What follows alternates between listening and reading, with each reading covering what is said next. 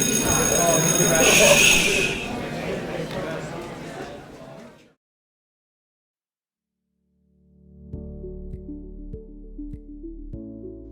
function gives the relation between the input and output.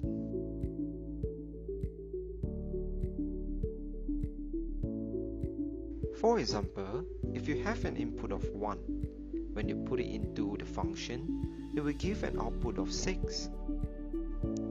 When you put 2 into it, it gives 7. When you put 3 into it, it gives 8.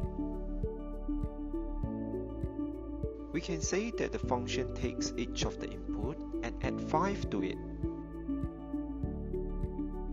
Now, we represent the function with an arrow, and we name the arrow f. The x inside the bracket on the left hand side is the input, while everything on the right hand side is the output.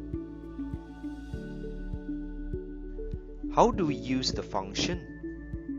Assume we have an input of 12 and we want to find its output. We substitute the input x with 12. Since the x on the left hand side and right hand side are the same, we have to substitute the x on the right hand side with 12 also. Then we simplify the right hand side and get 17. That is our output. Hence, we can say that if we put 12 into our function f, it will give an output of 17. You can have different inputs.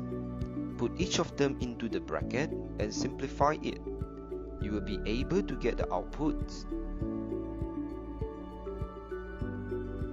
Now, let's learn some terms related to function. Domain is the set of input values. Codomain is the set of all possible output values.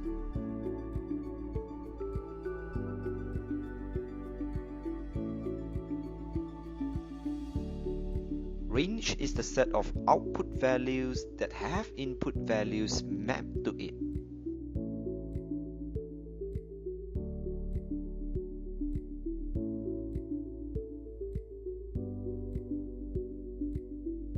For a function to be valid, it must give one output only.